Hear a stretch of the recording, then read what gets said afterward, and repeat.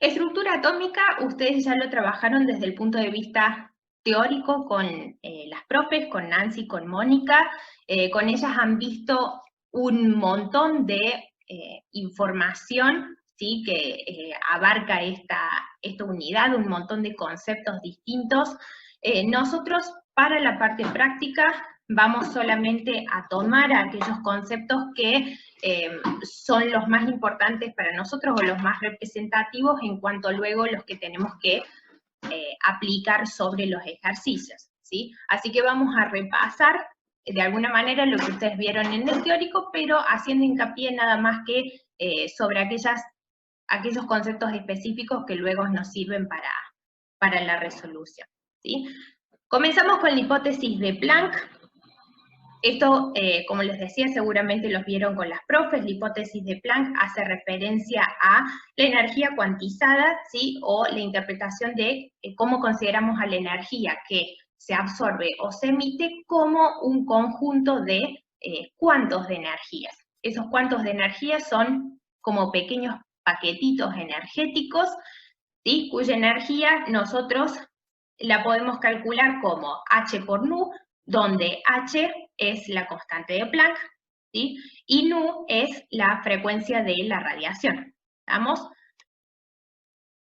A la frecuencia de la radiación, recuerden que la podemos expresar también en base a la velocidad de la luz y la longitud de onda de esa misma radiación. ¿Está?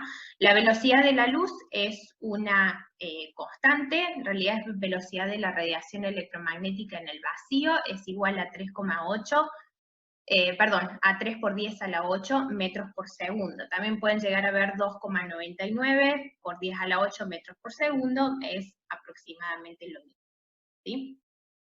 La constante de Planck, 6,63 por 10 a la menos 34 joule por segundo. Cuidado con las unidades, y la longitud de onda normalmente va a venir expresada en nanómetros, por ejemplo. Recuerden que un nanómetro es igual a 1 por 10 a la menos 9 metros. Si nosotros tenemos metros sobre segundo para la velocidad de la luz, dividido una longitud de onda que nosotros la podríamos pasar sin ningún problema, desde nanómetros hasta metros. Metros se simplifica con metros, el resultado es 1 sobre segundo para la frecuencia, que también lo pueden llegar a ver como segundos a la menos 1, o hertz, que sería el nombre de la unidad. ¿Está? Si nosotros multiplicamos joule por segundo, que es las unidades o las dimensiones de la constante de Planck, multiplicado hertz, que son las dimensiones de la frecuencia, simplificamos los segundos y nos quedamos con joule, que es la unidad de la energía. ¿Está? Otra unidad de energía que vamos a trabajar normalmente son los electronvolt. Hay una conversión directa entre joule y electronvolt, que la vamos a tener acá plasmadas en las filminas, y si no, ustedes en la parte de atrás de la guía de seminarios van a encontrarse con algunas conversiones, y allí tal vez la pueden encontrar, ¿sí? Cuando los valores de joule son pero muy pequeñitos, porque estamos haciendo referencia a un átomo específicamente, solo un átomo, que es lo que vamos a ver más adelante, por ahí trabajar con joule, que es una unidad más grande, no resulta tan cómodo, y entonces terminamos haciendo la expresión en electronvolt.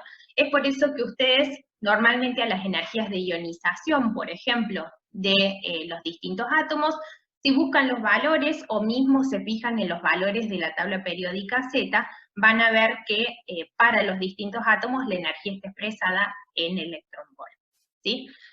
¿Por qué hago tanto hincapié sobre las unidades? Porque en realidad fíjense ustedes que estas son dos formulitas que son muy sencillas. Una es la que relaciona la energía con la constante de Planck y la frecuencia, y la otra es la que relaciona la velocidad de la luz con la longitud de onda y la frecuencia, ¿sí? Son dos formulitas que, como les digo, son simples. Aplicarlas para resolver los ejercicios es sencillo. Muchas veces pasa que tal vez ustedes se las intentan acordar para el parcial, y en el momento del parcial, entre varias otras cosas, me escriben mal alguna de estas dos ecuaciones.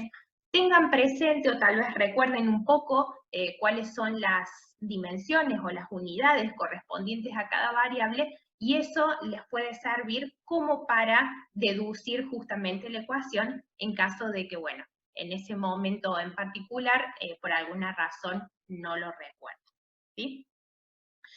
Estas dos ecuaciones, junto a los cambios o los pasajes de unidades, que es otra cosa con la que ustedes tienen que tener cuidado, porque muchas veces en los ejercicios hay problemas con eso, son las dos cosas que vamos a utilizar para resolver varios de los ejercicios que ustedes tienen allí en la guía de seminarios.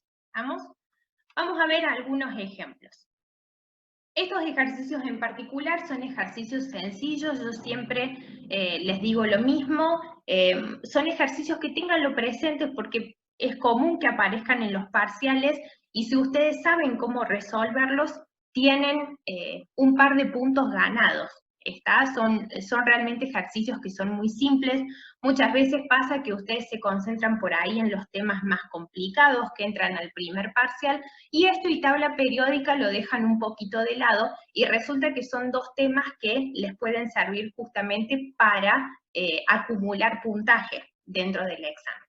Así que no se olviden, digamos, que estos temas entran al examen, por más que por supuesto después se preocupen por enlace y los temas que siguen, que son un poco más complicados. ¿Está? Vemos entonces la resolución del ejercicio número 1. Acá no está puesto el enunciado, pero yo me lo voy a acercar un segundito, lo voy a leer. Si ustedes lo tienen a mano, lo pueden ver de ahí también. Les pide calcular en electronvolt, que esto era lo que hablábamos recién, la energía necesaria para ionizar 39,1 gramos de potasio. Y nos informa o nos da como dato que el potencial de ionización del potasio es 6,91 por 10 a la menos 18 joule por átomo. Fíjense que esto es lo que les comentaba un poco, ustedes ahí tienen el dato, ¿sí? Si nosotros estamos hablando de la energía que involucra la ionización de un átomo solamente, en joule el valor es muy pero muy pequeñito. Cuando ustedes van a la tabla periódica, si quieren lo pueden buscar como para tener el dato en electronvolt también, buscamos el potasio en electronvolt, el primer potencial de ionización es 4,341. ¿Sí? Fíjense que el electronvolt termina siendo una unidad mucho más pequeña que joule y por lo tanto resulta considerablemente más cómoda cuando nosotros tenemos que hablar de energía o potencial de ionización, por ejemplo, para un átomo sólido. De todas maneras, acá nosotros tenemos como dato esta energía, en este caso expresada en joule. ¿Qué es lo que implica esta energía? Repasemos un poco a qué hace referencia el concepto de ionización, que ustedes seguramente ya lo vieron en el teórico. Nosotros tenemos un átomo neutro, en este caso un átomo de potasio, retiramos un electrón y vamos a formar lo que vendría a ser la especie iónica, en este caso una especie catiónica, que va a tener tantas cargas positivas como electrones le hayamos sacado al átomo neutro. Este es un proceso que se da en fase gaseosa, tanto reactivos como productos, y por supuesto es un proceso que consume energía. Nosotros al átomo neutro tenemos que invertir energía para poder generar el proceso de ionización y extraer un electrón o la cantidad de electrones que necesitemos para formar la especie catiónica que se requiera. ¿Está?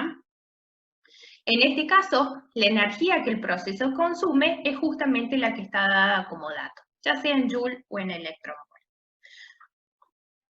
Además, ¿qué es lo que nos pide el ejercicio? Nos pide calcular en electronvolt la energía necesaria para ionizar no solamente un átomo de potasio, que es lo que nosotros estamos teniendo como dato, sino particularmente 39,1 gramos de potasio. Entonces lo lógico vendría a ser lo siguiente, que si nosotros conocemos la energía necesaria para ionizar un átomo, intentemos averiguar cuántos átomos representan los 39,1 gramos. Si nosotros de alguna forma podemos llegar a averiguar eso, bueno, luego simplemente lo único que tendremos que hacer es multiplicar la cantidad de átomos por la energía que requiere la ionización de cada uno de ellos y tendremos la energía total que consume el proceso, ¿sí? Entonces, esto es lo que ustedes tienen a continuación. 39,1 gramos particularmente corresponden a 1 mol de átomos de potasio. ¿De dónde sacamos nosotros esto? Si ustedes se fijan en la tabla periódica, ya saben que allí tienen acceso al número másico, van a ver justamente que 39,1 gramos es el peso o la masa, mejor dicho, de 1 mol de átomos de potasio. Por lo tanto, esta masa representa a 6,02 por 10 a la 23, que es el número de Avogadro de átomos de potasio, que es lo que hemos trabajado la semana pasada, ¿sí? ¿Qué hacemos entonces? Tomamos la energía que nos requiere ionizar un átomo de potasio, ¿sí? Tenemos acá, aplicamos, si ustedes prefieren, si quieren hacerlo por regla de 3, pueden hacerlo perfectamente y no hay problema. Aquí estaría aplicado el método de las fracciones, ¿sí? Nosotros tenemos entonces la energía que involucra ionizar un átomo, tenemos al mismo tiempo ese valor multiplicado por la cantidad de átomos que representan los 39,1 gramos, 6,02 por 10 a la 23, y como el resultado nos pide en electronvolt, no nos lo están pidiendo en joule, estamos teniendo presente la conversión que yo les hablaba hace un ratito, que está puesta aquí a mano derecha, que dice que un electronvolt es 1,62 por 10 a la menos 19 joule. Fíjense que eso lo utilizamos como método de la fracción, que ustedes lo deben haber trabajado en integración, ¿sí? Y entonces, acá podemos a los joule simplificarlos, a los átomos simplificarlos, hacemos el producto y los cocientes correspondientes, y el resultado es 2,56 por 10 a la 25 electronvolt. Fíjense que ahora el valor es muy superior a lo que nosotros teníamos como dato, porque por supuesto esta es la energía necesaria para ionizar 1 mol de átomos de potasio. Recordemos que como el electronvolt es una unidad pequeñita, por ahí esto hubiera sido mejor expresarlo en joule, pero bueno, el ejercicio en este caso lo pide en electronvolt y por eso lo expresamos de esa manera. Bien, por acá Milagros me pregunta si en los ejercicios nos darían el potencial de ionización o de dónde lo podemos obtener. Milagros, no sé si tenés la tabla AZ. En caso de que tengan la tabla periódica AZ, la tabla periódica tiene dos lados. En la parte de atrás tienen una clave, si ustedes se fijan en la esquina inferior izquierda, y allí van a encontrar que el valor puesto en color rojo, en negrita, a la derecha, está indicado como primer potencial de ionización en electronvolt.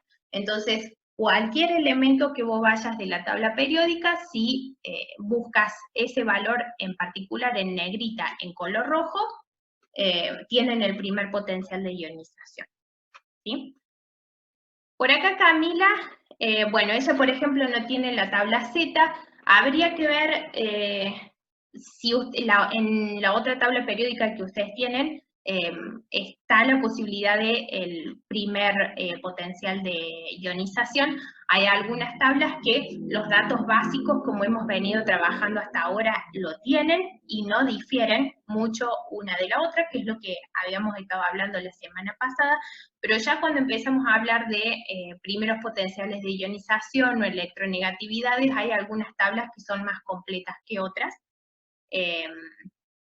Por ejemplo, acá la de Sofía no es AZ, es otra marca y igualmente tiene primeros potenciales de ionización, o sea que todo se trata de que ustedes miren un poquito, inspeccionen cuál es la tabla que tienen, busquen la clave, que es lo que les está indicando a ustedes todos los datos que le está dando la tabla, y fíjense si entre ellos encuentran primer potencial de ionización. En caso que no dispongan de una tabla que los tenga, nosotros recuerden que les subimos los libros en el aula virtual y también están los links en el autogestión. cualquiera de esos libros tiene tablas de potenciales de ionización. Algunos los tienen en los anexos, en las partes de atrás, al último, y algunos otros los tienen inserto en algún capítulo, normalmente en el capítulo de tabla periódica, así que pueden intentar localizar alguna tablita dentro de los libros como para tenerlo a mano, ¿sí? Yo no recuerdo, me voy a fijar, o por ahí me confundo con la guía de seminarios de inorgánica. Sé que inorgánica tiene seguro los valores de potenciales, pero no me acuerdo si la de general lo tiene. Me parece que no. Pero bueno, cada uno inspeccione un poco las tablas, y si no, en alguno de los libros que les subimos seguro pueden encontrar los valores, aunque sea de los elementos representativos, como para poder trabajar. ¿Está? Entonces, si ustedes necesitan el valor y el ejercicio no se los proporciona, deben saber que tienen la disponibilidad de buscarlo dentro de la bibliografía que tiene cada uno. ¿Está? Esta es una muy buena pregunta. Perfecto. Acá Lucía tiene otra tabla, 434 electron volt. Sí, ¿alguien quería hacerme una pregunta? Yo, profe, ¿el valor de energía de ionización que te ponen en los libros es el de la primera de energía de ionización o es otra en específico? Bien, el valor de la primera energía de ionización, si encontraste valores de energía, el de la primera está seguro. Hay algunos libros que tienen tablas que son un poquito más completas y te dan no solo la primera, sino que también te dan la segunda y hasta la tercera es lo más común. De cualquier manera, siempre está bien especificado en la tablita, o sea que no hay forma de que te equivoques. Pero si tenés valores de energía de ionización, el valor de la primera, que es la que nosotros utilizamos en estos ejercicios comúnmente, está seguro. ¿Sí? Bien.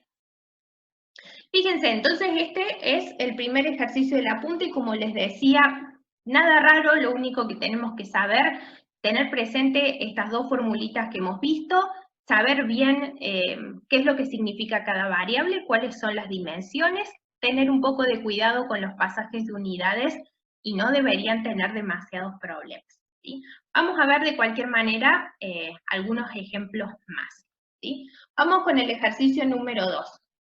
Me voy a traer a mano la hora. Bien. El ejercicio número 2, leo el enunciado, les pide justificar si un fotón cuya frecuencia es 1,05 por 10 a la 15 segundos a la menos 1, o hertz, que esto es lo que charlábamos hace un ratito, es capaz de ionizar a un átomo de magnesio, o sea que nuevamente estamos hablando de un proceso de ionización cuyo significado lo hemos visto recién. El valor de la energía de ionización del magnesio ya sabemos dónde lo podemos localizar, o sea que eso ya lo tenemos comprendido a partir de la resolución del primer ejercicio. Aplicamos E igual a H por nu, o sea que calculamos la energía de la radiación incidente, sustituimos el valor de la constante de Planck, lo multiplicamos por el valor de la frecuencia, obtenemos la energía en Joule. Buscamos, para seguir teniendo a mano, el dato de energía de ionización del magnesio, pero si lo sacamos de la tabla ya sabemos que lo vamos a tener en electron volt. Entonces, para poder contrastar, obviamente las unidades tienen que ser las mismas, así que utilizamos el mismo pasaje de unidades que trabajamos en el ejercicio anterior, de Joule a electron volt. Así que tomamos el valor de la energía de la radiación incidente que habíamos calculado recién, aplicamos el método de la fracción, simplificamos los Joule y obtenemos el valor de la energía de la radiación en electron volt. Una vez que tenemos eso, lo único que hacemos es contrastarlo con el potencial de ionización del magnesio, obtenido en este caso de la tabla AZ, y vemos que la energía de los fotones de nuestra radiación incidente es inferior o es más bajo que el potencial de ionización del magnesio. ¿Esto qué significa entonces, en otras palabras? Que el fotón o la radiación incidente no es capaz de ionizar al átomo, que es justamente lo que el ejercicio estaría preguntando. ¿Sí? ¿Alguna duda hasta acá?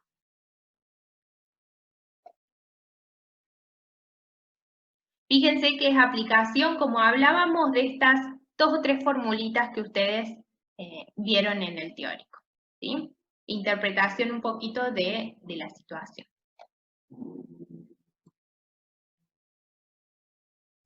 Profe, Sí, ¿puede volver un ratito la filmina anterior? sí.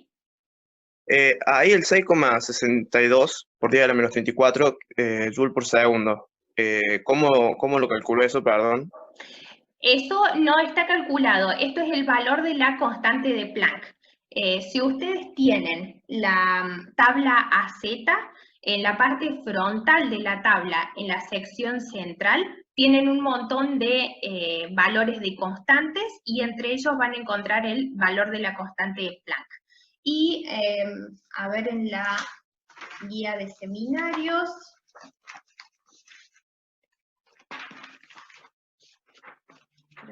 a ver si está.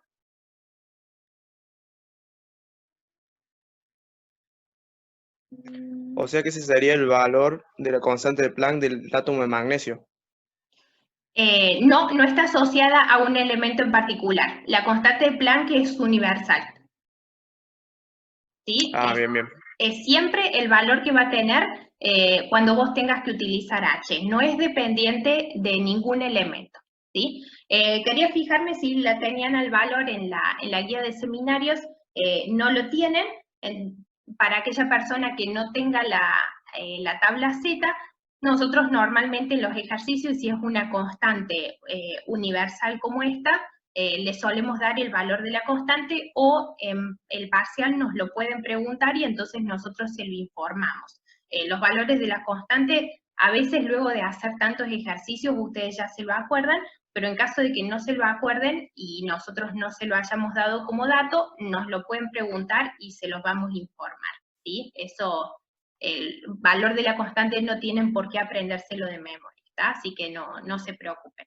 Pero sí me interesa eso, es una buena pregunta, no es un valor asociado a ningún elemento, sino que es universal. Bien, Catalina acá también me dice que tiene otra, en la tabla que ella tiene, que es otra marca, también tiene valores de constante y ahí figura H. Así que nuevamente les dejo como para que cada uno inspeccione la tabla que tiene, y si no, ya saben que esto lo pueden, al valor de la constante lo pueden pedir, no hay ningún problema. ¿Sí? Esto que tenemos acá es un ejercicio de aplicación, es un ejercicio extra que les hemos puesto con el profe, no aparece en la guía de seminarios, pero es como para que ustedes los tengan para aplicar esto que hemos trabajado tanto en el ejercicio 1 como en el ejercicio 2 que hicimos recién. Fíjense, tienen una radiación de una longitud de onda de 300 nanómetros, sabemos que incide sobre la superficie metálica de un trozo de metal que no conocemos quién es, y nos pregunta si la radiación podrá desprender electrones o no. Acá tienen los valores de las constantes y el dato de la longitud de onda, así que aplicando las formulitas con las cuales hemos trabajado, ustedes me tendrán que decir si la radiación luego es capaz o no de desprender electrones. En todo caso, lo dejamos para que lo resuelvan y luego la clase que viene lo retomamos si quieren. Utilizando la longitud de la radiación, la velocidad de la radiación electromagnética en el vacío, calcular la frecuencia, y una vez que calculan la frecuencia, la multiplican por la constante de Planck y obtienen la energía de la radiación directamente en Joule. Cuidado con la longitud de onda hasta en nanómetros, recuerden que lo tienen que pasar a metros para poder simplificarlo con las unidades de C y obtener la frecuencia en Hertz, que es lo que ustedes necesitan, ¿sí? Una vez que tienen la energía en Joule, lo contrastan con este valor que tienen como dato acá y saben si la radiación incidente tiene la energía suficiente como para desprender o no electrones. Era una aplicación de efecto fotoeléctrico, una radiación que incidía sobre una superficie metálica, y la energía mínima que nosotros necesitamos para generar desprendimiento electrónico estaba dada como dato, al igual que la longitud de onda de la radiación. Con la longitud de onda de la radiación podíamos calcular la frecuencia, y con la frecuencia la energía, y acá yo les puse el valor que obtuve yo en este caso. Esta es la energía que hablábamos recién, energía umbral, energía mínima para lograr el desprendimiento electrónico, y comparamos o contrastamos ambos valores, y vemos que la energía de la radiación incidente es superior a la energía mínima que requerimos para el desprendimiento electrónico. Con lo cual, la radiación que está incidiendo puede o es capaz de generar el desprendimiento de electrones de la superficie, ¿sí? Fíjense que los valores de energía no son muy diferentes uno del otro, por lo tanto, si bien vamos a lograr desprender electrones, la velocidad de esos electrones o la energía cinética de esos electrones no va a ser muy elevada. Profe. Sí. Buenas tardes. ¿Qué tal? Buenas tardes.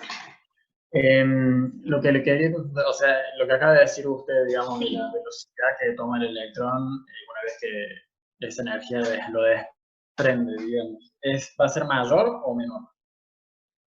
Depende. ¿Qué velocidad? La velocidad, o sea, se desprende el electrón y va a una cierta velocidad, eso depende de la cantidad de energía.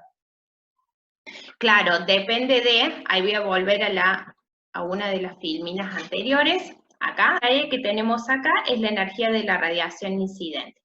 Y esa energía va a ser igual a la energía cinética del electrón y la energía de enlace del electrón en la superficie. Entonces, ¿qué sucede? Esta igualdad deviene del principio de conservación de la energía. Nosotros tenemos una energía que viene con la radiación incidente, que no se va a perder, sino que se transforma en el desprendimiento del electrón y la energía cinética de ese electrón desprendido. Esta energía de enlace del electrón en la superficie es fija de acuerdo al metal con el que nosotros estemos trabajando, ¿sí? Es un valor que depende del elemento. Entonces, si la energía de enlace es fija, mientras más energía venga en la radiación incidente, entonces más energía vamos a poder invertir nosotros como energía cinética del electrón desprendido. Entonces, mientras más sea la energía de la radiación incidente, vamos a tener mayor velocidad o mayor energía cinética para el electrón que se desprendió. Otra cosa distinta que se suele confundir, recordemos, es la intensidad de la radiación incidente, es decir, la cantidad de fotones que vienen en la radiación incidente, que justamente me va a permitir desprender una mayor cantidad o una menor cantidad de electrones. Pero eso es separado del concepto energético que nosotros estamos viendo ahora. Estas son dos características distintas y hay que intentar tener bien en claro una y la otra. Pero sí, mientras mayor es la energía de la radiación incidente, desprendemos el electrón, que eso es fijo, y podemos dar una mayor energía cinética, es decir, una mayor velocidad. ¿Sí? Ah, bien, gracias. Capaz que yo me confundí, no fui muy claro, digamos, cuando usted nombró esa energía umbral, no me acuerdo en la diapositiva que nombró hace un ratito. Iba a ser, bien, el resultado que nos dio iba a ser más rápido, como si hubiésemos utilizado la energía umbral. No sé. Lo que pasa es que esta energía mínima que nosotros tenemos acá, de enlace de los electrones en la superficie, es la energía, la menor energía que vos necesitas como para poder generar el desprendimiento electrónico. Entonces es por eso que le llamamos energía umbral, ¿sí? Es lo mínimo que vos tenés que tener como para generar el desprendimiento electrónico, pero sigue siendo la energía de enlace de los electrones en la superficie. Son dos términos distintos que le podemos dar a la misma variable, ¿sí? Pero es exactamente la misma cosa. Entonces, en el ejercicio de recién, nosotros calculamos el E, que es la energía de la radiación incidente, y la contrastamos con la energía mínima que requerimos para generar el desprendimiento de los electrones de la superficie.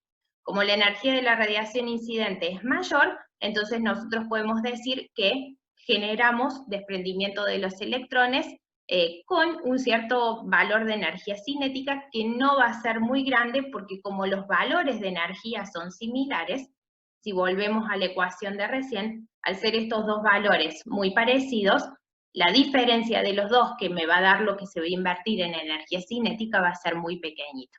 ¿Está? Muchas gracias. No, de nada. Siguiendo con lo que tenemos para estructura atómica, nos habíamos quedado puntualmente en esta filmina. Acá la idea es que repasemos un poquito lo que es la evolución del modelo atómico, porque en realidad ahora ya nos vamos a meter más hacia la parte de configuración electrónica, que se separa un poco de lo que hemos visto en la clase pasada, ¿sí? No voy a entrar en demasiado detalle en lo que es la evolución de modelos atómicos, porque lo han visto con profundidad en el teórico. Acá tienen una gráfica a mano derecha que resume bastante bien cómo se han ido generando los distintos descubrimientos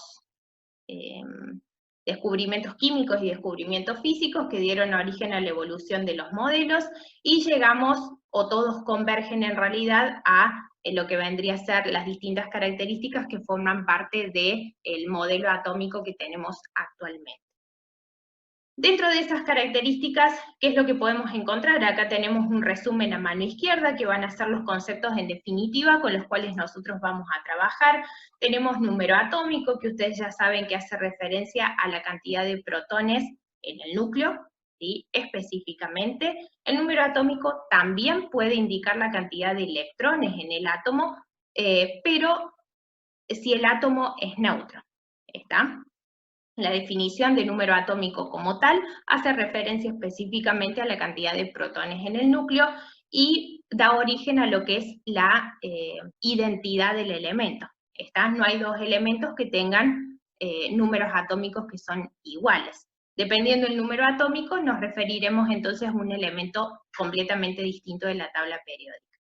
Número másico hace referencia a la suma de los protones y neutrones en el núcleo, o sea que en otras palabras, concentra la masa que nosotros tenemos en el átomo, ¿sí? Si es la suma de partículas subatómicas, en este caso protones y neutrones, ¿por qué los números másicos de la tabla periódica son números decimales?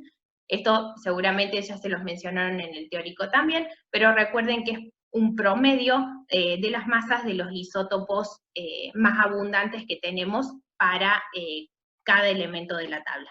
Entonces, al ser un promedio, el resultado nos da números con coma. Ya hemos hablado de que si nosotros tenemos que utilizar números másicos para cálculos estequiométricos o lo que fuere, con que ustedes tomen dos números decimales es más que suficiente.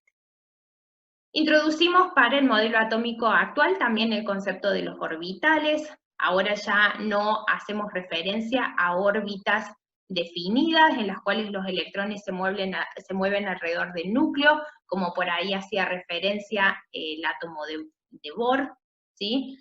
Sino que ahora hablamos más bien de zonas en el espacio que vamos a considerar desde el núcleo hacia la parte exterior del átomo, ¿sí? Son zonas en el espacio que a medida que nos alejamos del átomo cada vez se vuelven más difusas, y son zonas en las cuales nosotros tenemos la mayor probabilidad de encontrar a los electrones en determinados momentos.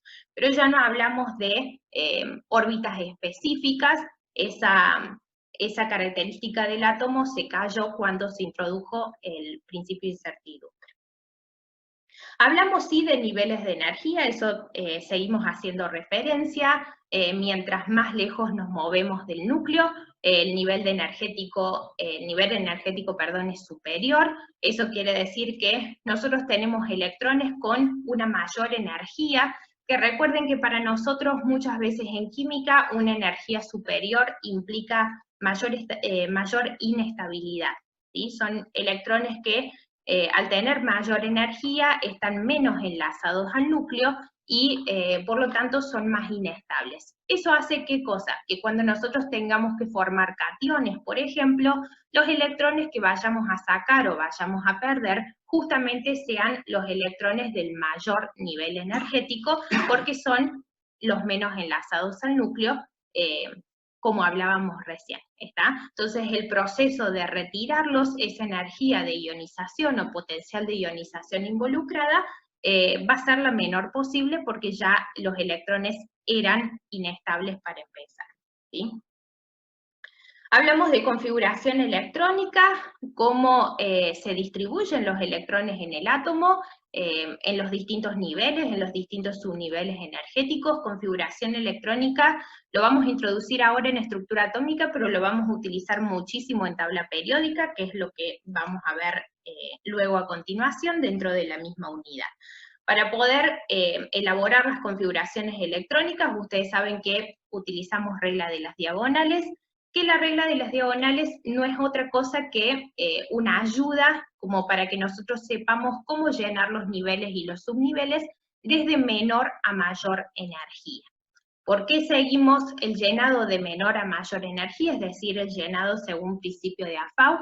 Porque, por supuesto, como decíamos recién, los electrones de menor energía, los más cercanos al núcleo, los más enlazados, son los más estables, y luego, a medida que nos alejamos del núcleo, tenemos mayor energía y, por supuesto, mayor inestabilidad. Entonces, tiene sentido que intentemos llenar los niveles y los subniveles de menor energía primero, porque son los más estables, ¿está?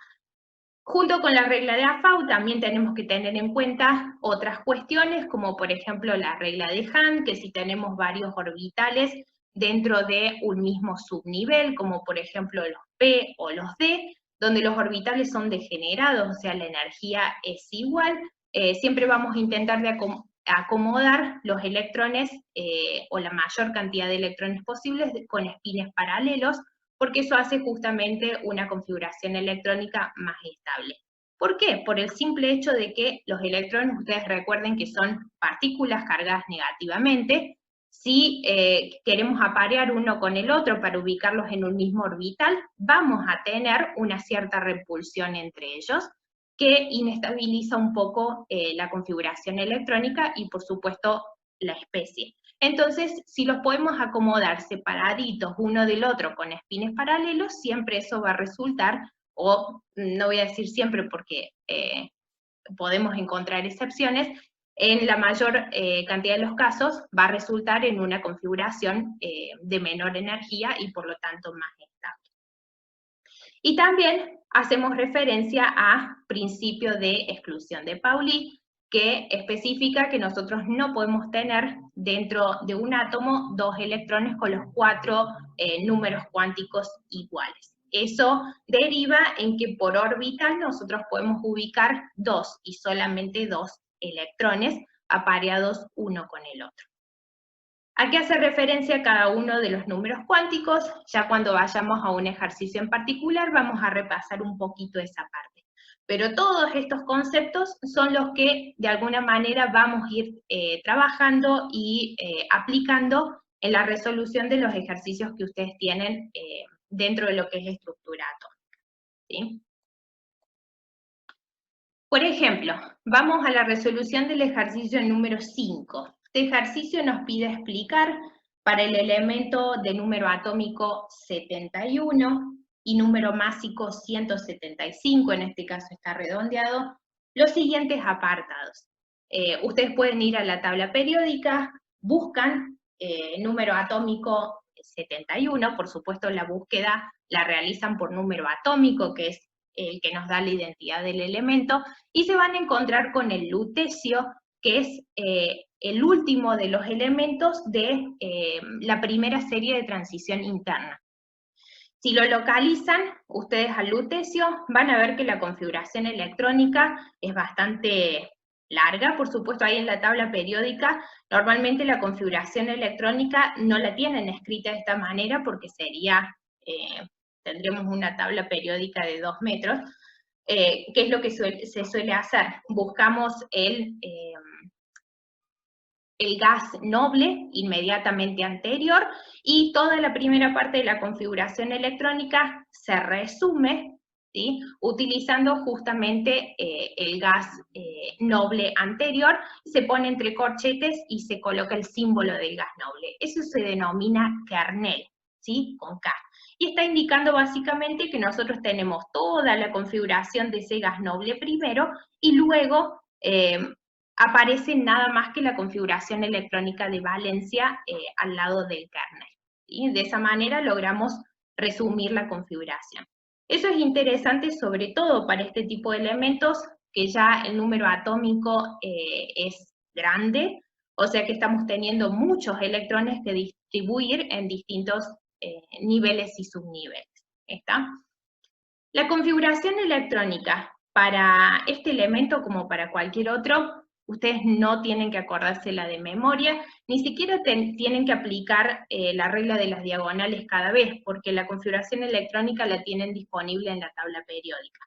Pero para estos ejercicios no está mal que repasemos cómo hacemos una aplicación de esta regla mnemotécnica. Acá vemos la regla de las diagonales en la esquina superior izquierda. Comenzamos a llenar, como decíamos recién, desde menor energía hacia mayor energía, es decir, desde el nivel más cercano al núcleo en adelante. Entonces comenzamos por el 1s, continuamos por el 2s, seguimos por el 2p, el 3s y así sucesivamente. ¿Está? Recordemos que el subnivel S contiene un orbital que puede tener como máximo 2 electrones, el subnivel P 3 orbitales que como máximo contienen 6 electrones, el subnivel D 5 orbitales que como máximo contiene 10 electrones, y el subnivel F 7 orbitales que como máximo contiene 14 electrones. Teniendo presente esta regla que nos indica cómo tenemos el aumento de energía entre niveles y subniveles, y teniendo presente la cantidad de orbitales en cada nivel, y el principio de exclusión de Pauli, que nos dice que podemos colocar 2 electrones como máximo por orbital, podemos armar la configuración electrónica que ustedes están viendo acá abajo en la pantalla. ¿Sí? Vemos entonces qué es lo que nos pide el ejercicio, puntualmente. ¿Sí? El ejercicio nos pide como parte A la composición del núcleo, que es lo que tienen ustedes aquí a la derecha, basándonos en el número atómico y en el número másico. Esto lo podemos sacar fácilmente. Los protones, como ya dijimos, indicados por el número atómico, 71. Los neutrones lo podemos sacar a partir de la diferencia entre el número másico y el número atómico. ¿Sí? Recordemos que el número másico eran protones más neutrones, entonces si le restamos el número de protones, nos quedamos con los neutrones. En este caso, 104. El inciso B nos pide la estructura electrónica, eso básicamente es la configuración electrónica, que lo estuvimos charlando recién, cómo aplicar la regla de las diagonales, cómo distribuir los electrones. En el inciso C, los iones que puede producir. Bueno, acá esto lo mencionamos hace un ratito. Si nosotros estamos hablando de iones, antes que nada, vamos a hacer la distinción entre que podemos estar hablando de aniones y de cationes, ¿está?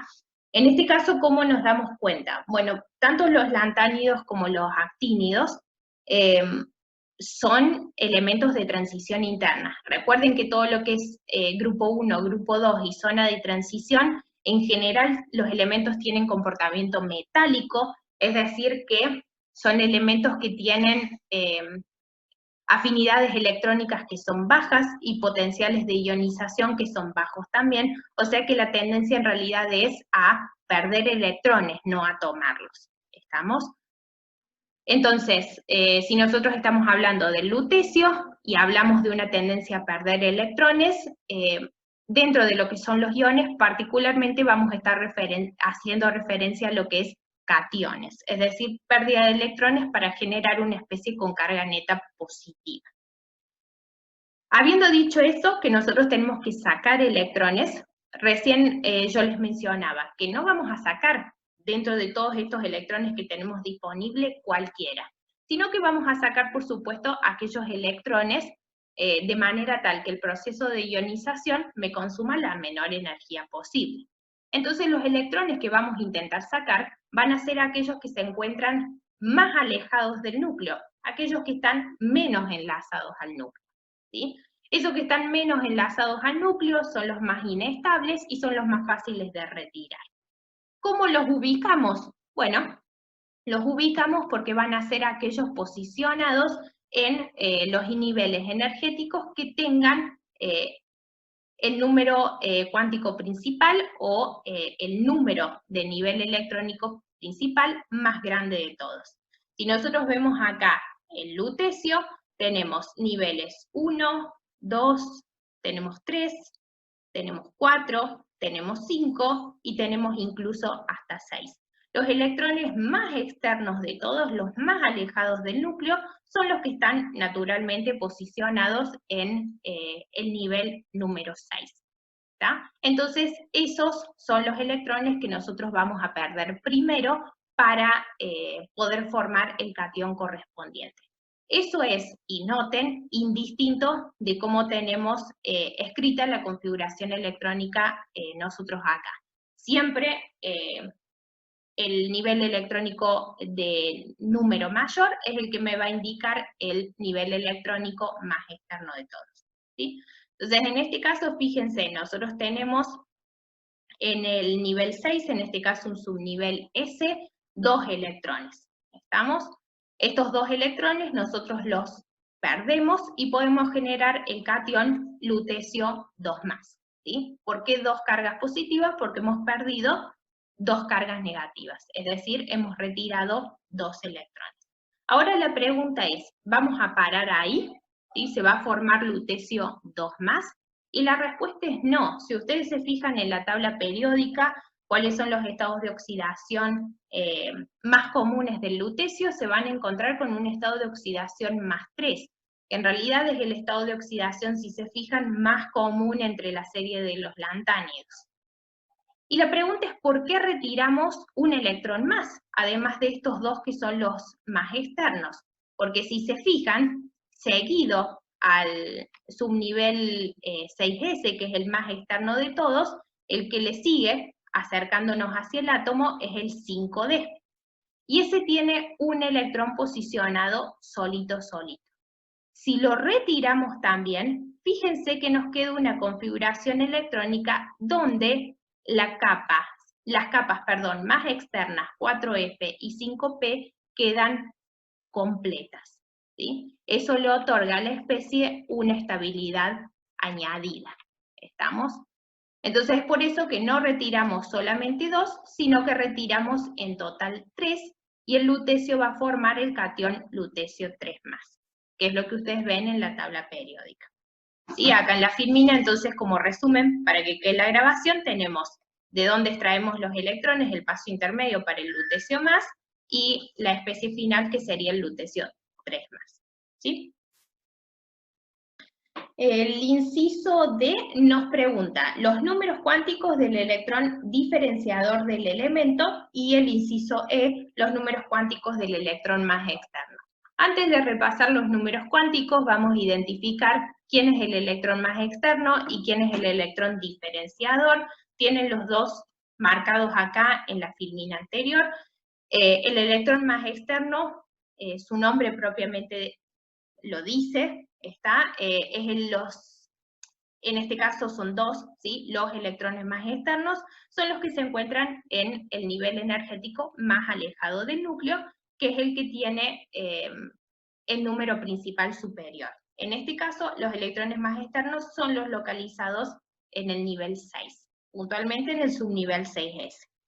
Mientras que el electrón diferenciador es el último electrón que nosotros observamos en la configuración electrónica, ¿sí? Fíjense, como les decía anteriormente, de forma independiente de cómo está escrita la configuración electrónica, ustedes tienen que saber que el electrón más externo es el ubicado en el nivel cuyo número cuántico principal es el superior.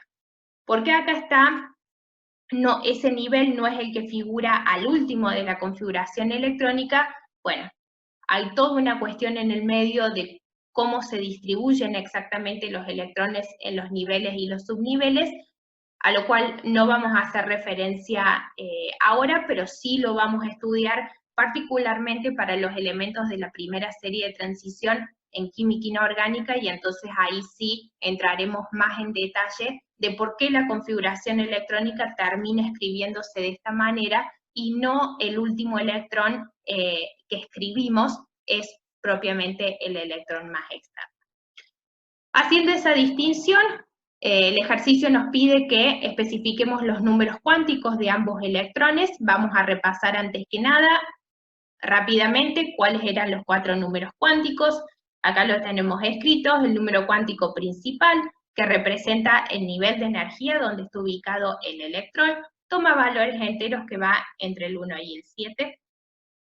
El secundario o azimutal es el que lleva el símbolo de la L minúscula y representa el subnivel. ¿Está? L va a tomar valores enteros también, que se ubican entre 0 y n-1. Los valores con los cuales nos movemos nosotros están escritos acá a la derecha: el 0 que corresponde al subnivel S, el 1 que corresponde al P, el 2 al D y el 3 al F. El número magnético, el M, representa la orientación espacial del orbital y toma valores también enteros que van desde menos L hasta más L pasando por 0. ¿A qué se refiere esto? Si nosotros estamos en el subnivel S, el L vale 0, entonces si el L vale 0, el número magnético tiene que valer 0 también. ¿Eso qué significa? Significa que no tenemos distintas orientaciones posibles para los orbitales S, lo cual tiene sentido porque si ustedes recuerdan, los S son esféricos, entonces no tiene sentido de que hablemos de distintas orientaciones en el espacio. Ahora, si estamos parados en un subnivel P, por ejemplo, el L vale 1, entonces el magnético puede llegar a valer menos 1, más 1 o 0. ¿Sí? Recuerden que es desde menos L hasta más L pasando por 0.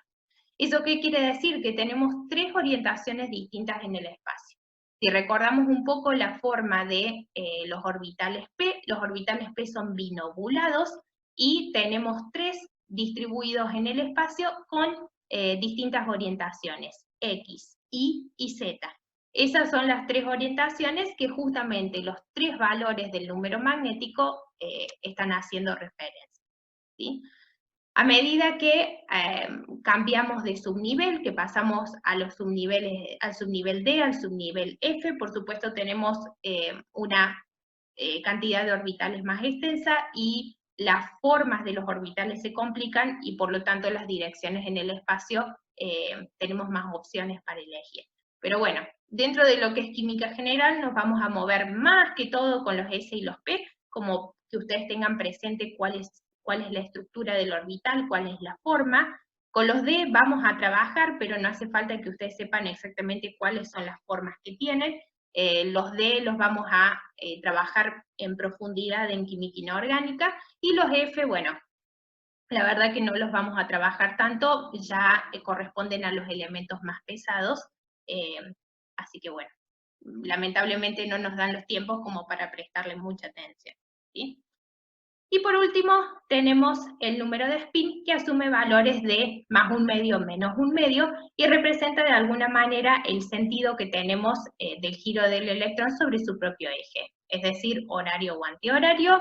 Ya sabemos que dentro de un mismo orbital tenemos 2 electrones que tienen el número cuántico principal, secundario y magnético iguales, pero como se tienen que diferenciar sí o sí en el cuarto, entonces es por eso que deben estar apareados, es decir, sus espines tienen que ser diferentes.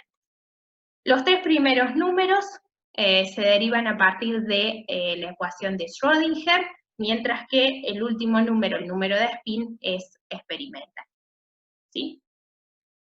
Breve resumen entonces de los números cuánticos. Volvemos al ejercicio número 5, recordemos que nos pedía los números cuánticos del electrón más externo y del electrón diferenciador. ¿Sí? Para el electrón más externo, que es el 6s1, número cuántico principal 6, que indica el nivel. Número cuántico secundario, en este caso es 0, porque el subnivel es el S. El magnético es 0 también. No tengo distintas orientaciones en el espacio, porque el orbital S es esférico, que es el que tenemos acá abajo. Y para el número cuántico de spin puede ser más o menos 1/2. No hay forma de saber cuál de los dos. La asignación es un tanto arbitraria, entonces si ustedes quisieran pueden elegir o más 1/2 o menos 1/2, en cualquiera de los dos casos estaría bien. ¿Sí? Y para el electrón diferenciador, que es el 5D, el número cuántico principal es 5, que indica el nivel, el secundario es el L, en este caso hemos pasado por el S, que es 0, el P, que es 1, y estamos ubicados en el D, que es el 2. El magnético puede asumir los valores desde menos L hasta más L pasando por 0, o sea, menos 2, menos 1, 0, 1 y 2. Tenemos 5 orientaciones diferentes en el espacio. Acá están puestas las formas de los orbitales D, no como para que las aprendan, sino como para que ustedes vean que tenemos 5 opciones posibles, que son las indicadas acá por el número magnético, y después tenemos spin, que puede ser más 1/2 o menos 1/2. Un pequeño resumen de los valores de los números cuánticos, dependiendo el nivel y el subnivel, lo tenemos acá en la tablita a la izquierda. No, esto no es necesario y no se aconseja bajo ninguna circunstancia que ustedes se lo aprendan de memoria. Acá lo importante es reconocer los números cuánticos, cuál es el significado de cada uno, eso es muy importante, y si ustedes tienen una configuración electrónica y nosotros le hablamos de un electrón en particular, que ustedes sean capaces de identificar cuáles son los números cuánticos correspondientes. ¿Ah? Un ejercicio más de números cuánticos, el último que vamos a resolver de estructura atómica, es el ejercicio número 8, no lo vamos a hacer en su totalidad, pero vamos a hacer 3 de los incisos, y me parece que con eso ya ustedes se dan una idea de hacia dónde apuntamos. Ejercicio número 8 nos pregunta cuáles de los siguientes conjuntos de números cuánticos son inaceptables. Acá cuando nosotros hablábamos de los números cuánticos, hemos dicho los valores que asumen cada uno de ellos. ¿Sí? Los números cuánticos no pueden asumir el valor que se nos ocurra, sino que tienen ciertos valores predefinidos. ¿tá? Entonces, teniendo eso presente, acá tenemos, por ejemplo, los incisos A, C y E.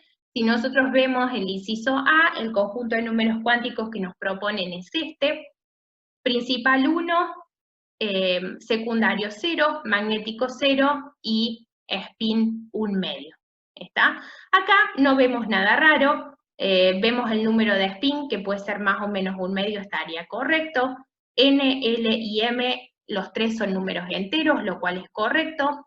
N es igual a 1, es decir que el L tiene que tomar valores enteros entre 0 y N menos 1, o sea que la opción acá es 0 sí o sí, estaría bien. Y por lo tanto no tenemos que seleccionar distintas direcciones en el espacio, M0 también.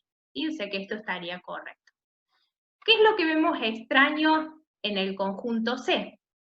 ¿Sí? ¿Alguien me puede decir por el chat qué es lo que vemos raro en este conjunto?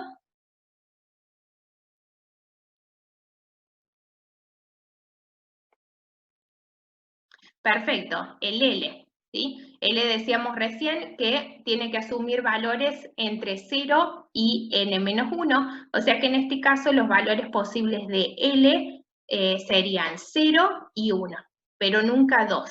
L no puede ser igual a n. Entonces, este conjunto de números cuánticos sería inaceptable. Y con L, ¿qué es lo que vemos extraño? Correcto, ¿sí? El S. El S que sabemos que tiene que ser o más 1/2 o menos 1/2, no tenemos ninguna otra opción de valores, en este caso SS igual a 1 sería incorrecto. ¿Sí? Perfecto, el número es. ¿Está? Ahí en el ejercicio 8 Tienen ustedes otros conjuntos más como para practicar, pero bueno, ya tenemos más o menos la idea, ¿sí? Déjenme ver un poco los ejercicios que hemos trabajado, a ver si hacemos un resumen. Hicimos el 1, hicimos el 2, el ejercicio 3 es un ejercicio teórico, ¿sí? Tiene que indicar nada más que verdadero o falso, según corresponda, para la relación un poco entre las variables de las radiaciones electromagnéticas que hemos trabajado en la clase pasada, es decir, jugar un poco con frecuencia, longitudes de onda, energía, ¿no? Por acá Agustina me pregunta si en el verdadero o falso del 3, en el A se refiere a longitud. Veamos, todas las formas de radiación electromagnéticas son visibles. Sí, no necesariamente a longitud, podemos estar haciendo referencia a frecuencia, a energía. Lo importante acá es de si todas las radiaciones electromagnéticas que nosotros tenemos disponibles en el espectro, nosotros somos capaces de percibirlas o no con nuestra vista, ¿sí? Si la respuesta es sí, entonces será verdadero; si la respuesta es no, será falso, ¿está?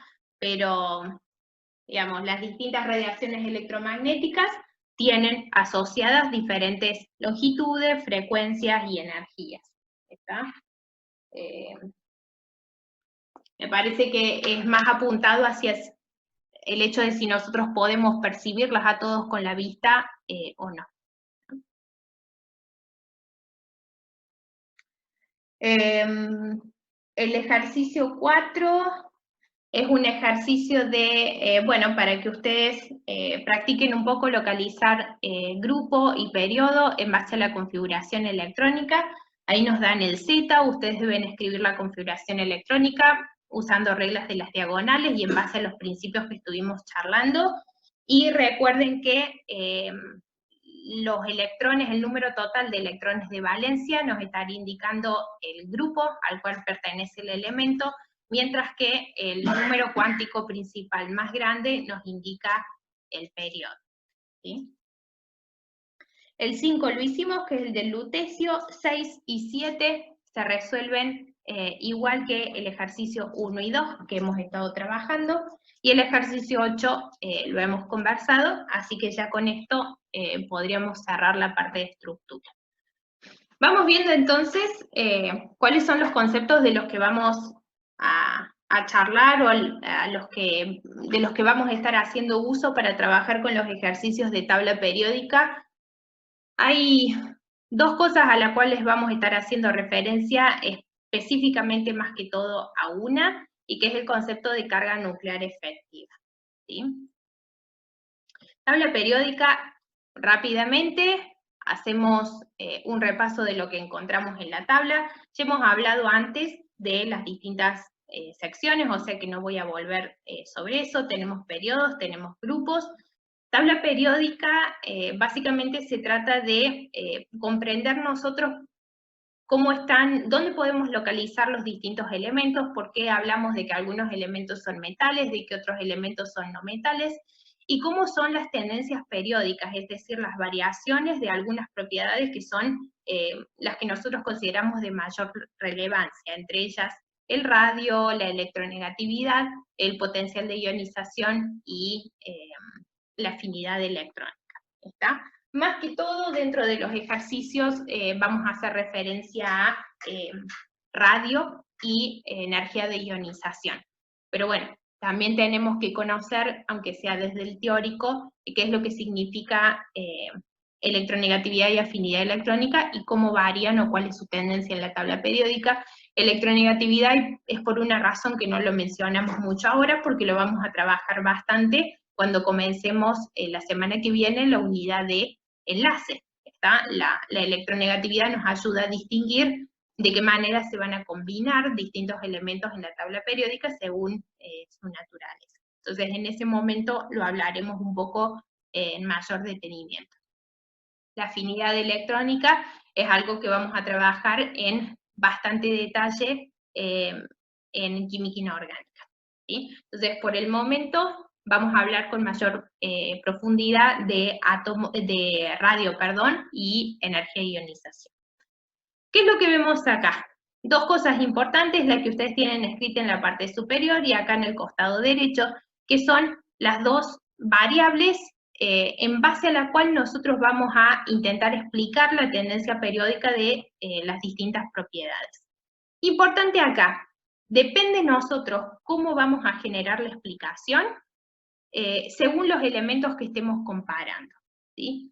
Normalmente en un ejercicio o vamos a estar hablando de un elemento solo y vamos a comparar, por ejemplo, aniones y cationes de ese mismo elemento, o vamos a estar trabajando con dos elementos distintos, ¿sí? Por lo menos.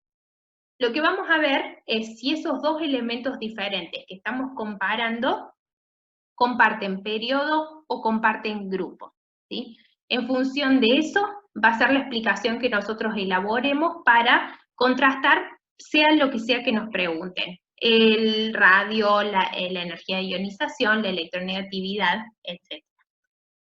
¿Por qué depende de la ubicación de los elementos en la tabla? Supongamos que nosotros estamos contrastando nitrógeno y oxígeno, por ejemplo. Nos fijamos que estos dos elementos comparten periodo, es decir, se encuentran ambos en el periodo 2 de la tabla periódica. Cualquier cosa que yo quiera comparar entre ellos, ya sea radio o potencial de ionización, que es con lo que más vamos a trabajar, si están compartiendo periodo, la explicación la vamos a elaborar en base a una variable que se llama carga nuclear efectiva, que en unos momentos vamos a repasar qué es lo que significa, ¿sí? Ahora, si nosotros en el ejercicio comparamos flúor con cloro, por ejemplo, estos dos elementos comparten grupo, ¿sí? Ambos pertenecen al grupo 17 de la tabla periódica, si utilizamos la numeración UPAC. Cualquier cosa que querramos contrastar entre ellos, radio, energía de ionización, vamos a elaborar la explicación en función del número de niveles electrónicos, ¿sí?, que estos átomos poseen. ¿Está? Número de niveles electrónicos me refiero a la cantidad de niveles ocupados por electrones que nosotros tenemos, ¿sí? ¿Por qué cuando ambos elementos comparten un grupo no hacemos referencia a carga nuclear efectiva? Porque si intentamos elaborar la explicación desde carga nuclear efectiva, nos va a llevar a una conclusión errónea, ¿sí? Les diría que prácticamente en todos los ejercicios donde he visto que intentan encarar una explicación usando carga nuclear efectiva, cuando los elementos comparten en un grupo, llegan a la conclusión incorrecta. Entonces, esto es muy importante que lo tengan en cuenta. Antes que nada, fíjense en lo que están contrastando, quiénes son los elementos que comparan, y ubíquenlos en la tabla. Fíjense si comparten periodo, explican en función de carga nuclear efectiva. Y si comparten grupo, explican en función de números de niveles electrónicos. ¿Está? Eso es muy importante. La pregunta que normalmente me hacen es, ¿podemos llegar a tener un ejercicio donde contrastemos elementos donde no comparten ni grupo ni periodo? La respuesta es sí, ¿está? Por ejemplo, que contrastemos, no sé, hay un ejercicio, bueno, no recuerdo ahora, busquemos algún ejemplo.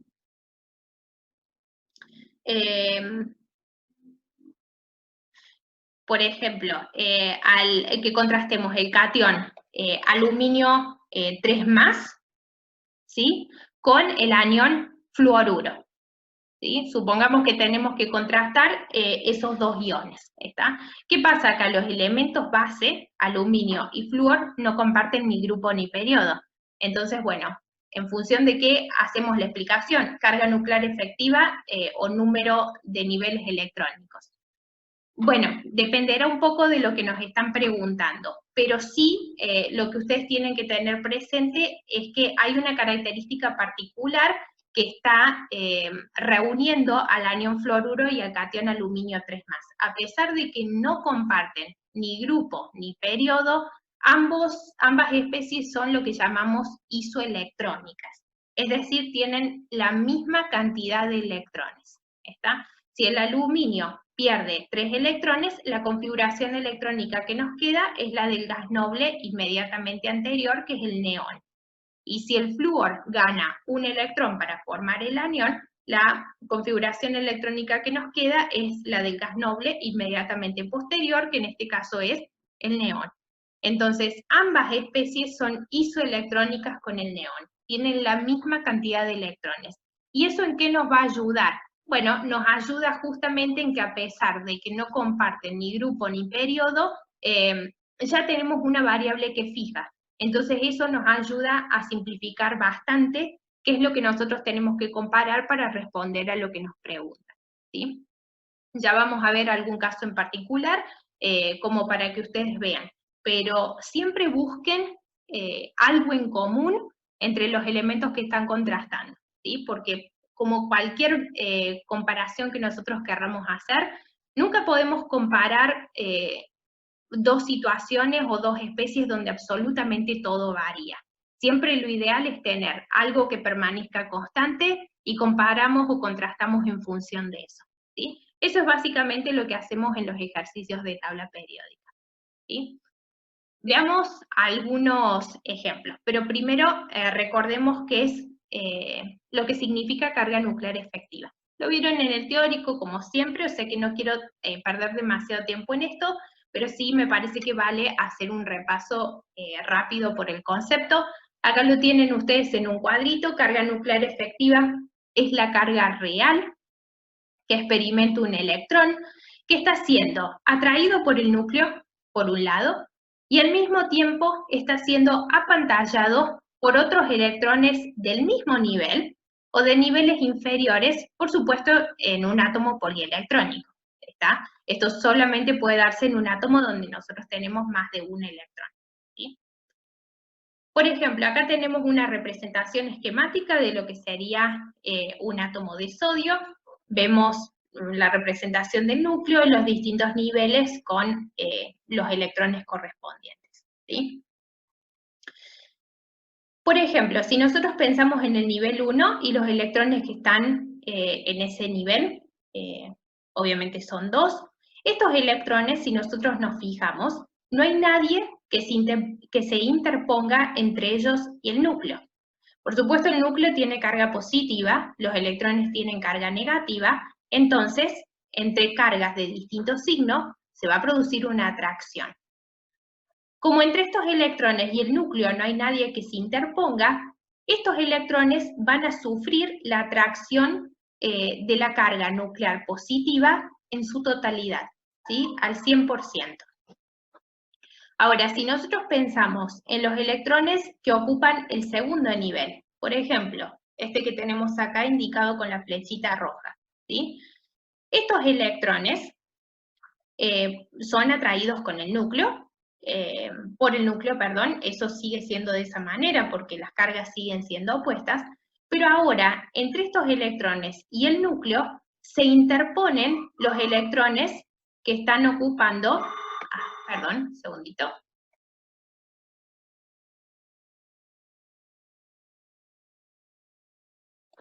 Listo, disculpas. Les decía, entre estos electrones y el núcleo se interponen los electrones que están posicionados en el nivel 1, ¿sí? Estos electrones, ¿qué hacen? De alguna manera están apantallando, que es el término que vamos a usar, a los electrones más externos, es decir, los electrones de los niveles que le siguen, lo están apantallando de la carga positiva nuclear, ¿sí? Otra forma de decir apantallar, decimos que los están protegiendo a los electrones más externos de la carga nuclear. Este apantallamiento, ¿qué es lo que genera? Bueno, que estos electrones, como el que nosotros tenemos marcado por la flecha de color rojo, no sientan la atracción del núcleo en su totalidad, sino que la atracción la sientan tal vez en un 90, en un 80, en un 70%, ¿sí? Esa carga nuclear neta está que estos electrones más externos están sintiendo, ¿sí? que es el resultado de la atracción nuclear más el apantallamiento, es lo que nosotros conocemos como carga nuclear efectiva. Es decir, la carga real que están sufriendo estos electrones. Por supuesto, va a pasar parecido con los electrones que está ubicado, en este caso el último, que está ubicado en el nivel 3. Ahora, este electrón más externo de todos, no solo está siendo apantallado por los electrones del nivel 1, sino que también está siendo apantallado por los electrones del nivel 2. O sea que siente la carga nuclear, pero en un porcentaje más bajo que aquellos electrones del nivel 2 y que aquellos electrones del nivel 1. Por lo tanto, en un mismo átomo, a medida que nosotros nos alejamos del núcleo, la carga nuclear efectiva disminuye. ¿Sí? Acá lo que ustedes tienen remarcado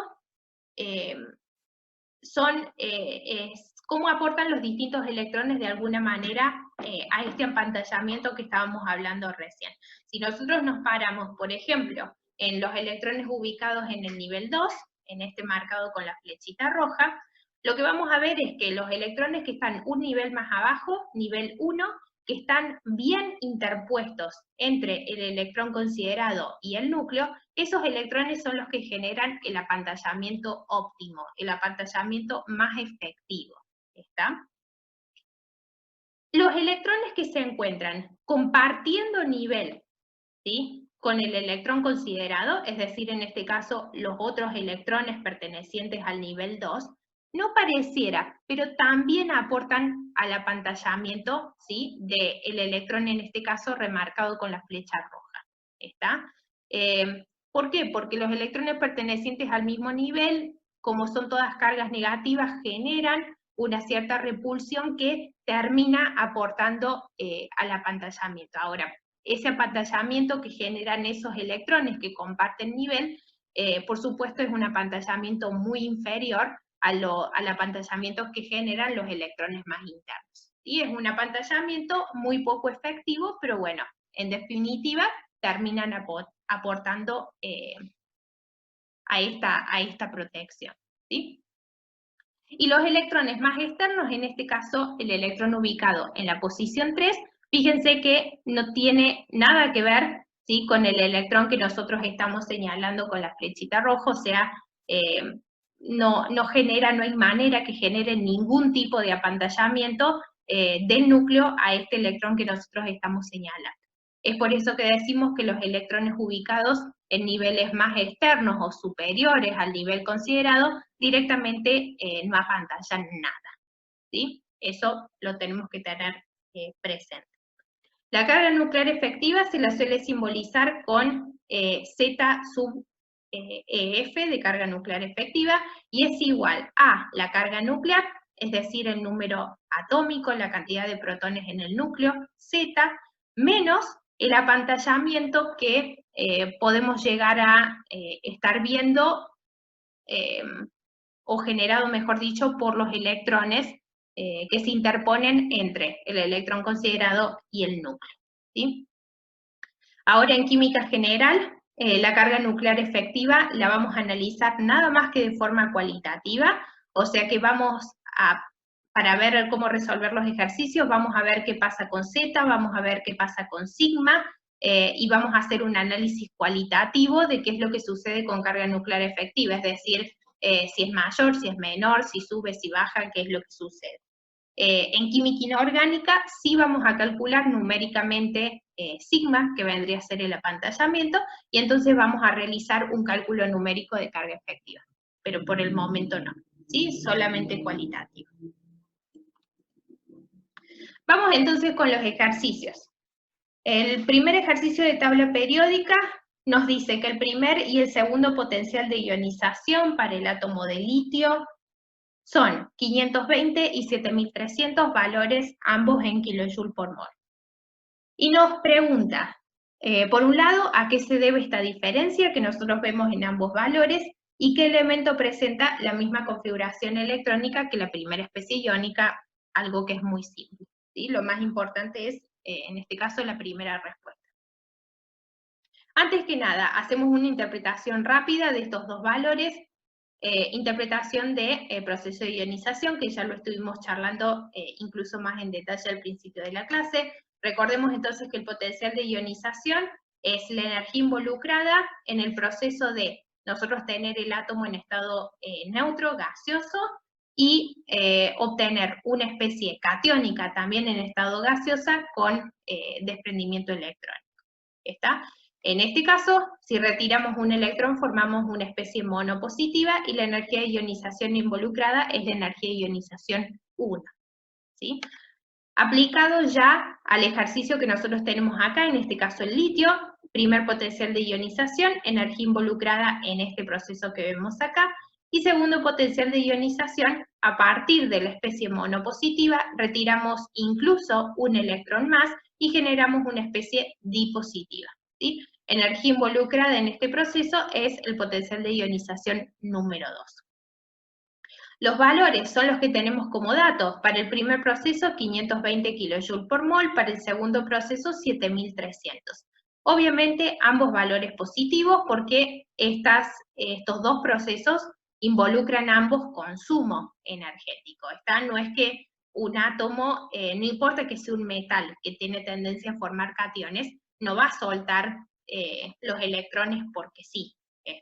El proceso de ionización siempre involucra consumo energético.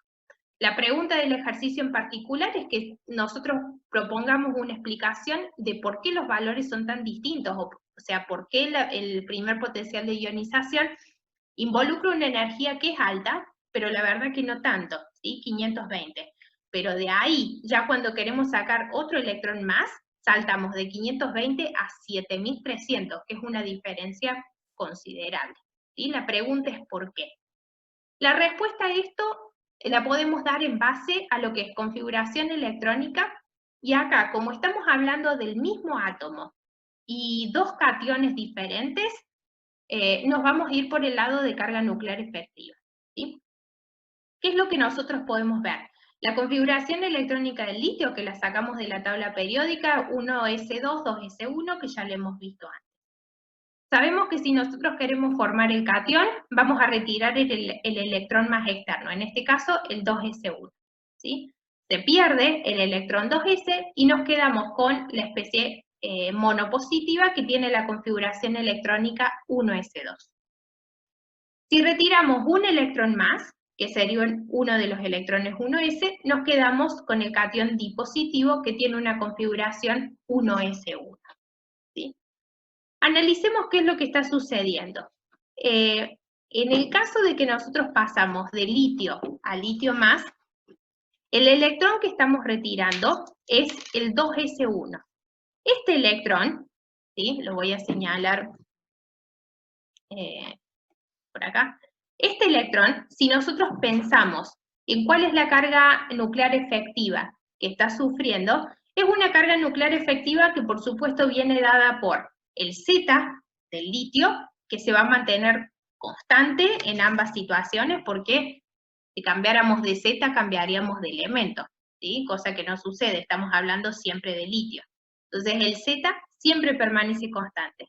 Pero acá el apantallamiento que nosotros tenemos es un apantallamiento que está bastante bien, es un apantallamiento considerable, y está siendo generado ¿por quiénes? Por estos dos electrones que están posicionados en el nivel más interno, que es el 1s2.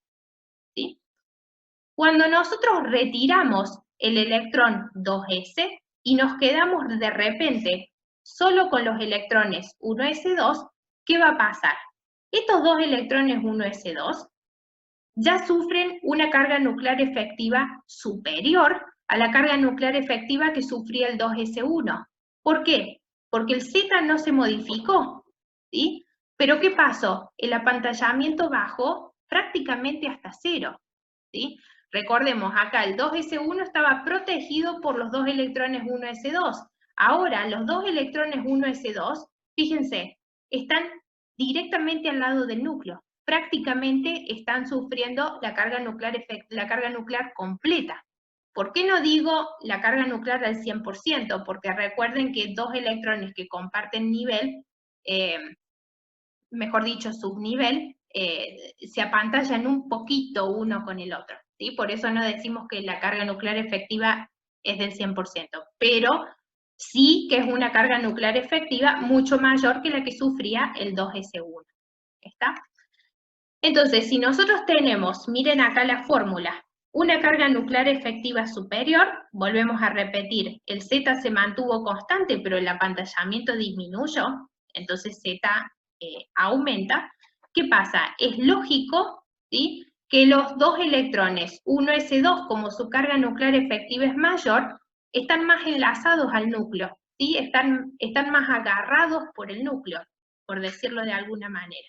Con lo cual, retirarlos me va a consumir, obviamente, una energía superior a la energía que me costó retirar el 2s1, que tenía una carga nuclear efectiva menor.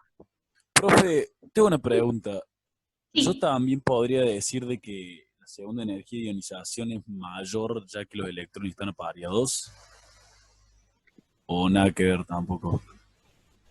No es que no tenga nada que ver, pero la conclusión vendría a ser la opuesta. Si vos tenés dos electrones apareados en el mismo orbital, como los electrones tienen la misma carga, tenemos una pequeña repulsión entre uno y el otro. Hay casos en donde esa repulsión, por ejemplo, cuando pasamos del nitrógeno al oxígeno, ¿sí?, o pasamos del nitrógeno al oxígeno, esa repulsión de electrones que comparten el mismo orbital te facilita retirar el electrón, porque es como que tenés otro electrón que te lo está repeliendo. Entonces vos ya sacarlo te consume un poquito menos de energía. Así que no es que no tenga que ver una cosa con la otra, pero en realidad la conclusión es diferente. Tener dos electrones que comparten orbital facilita muchas veces el proceso de ionización, o sea que la energía consumida sería inferior. ¿Ah? En este caso, lo que más está tomando relevancia es la modificación en la carga nuclear efectiva por el cambio de nivel. Al disminuir en un nivel, baja mucho el apantallamiento y eso es lo que impacta en el cambio de los valores que vos estás observando. ¿Sí?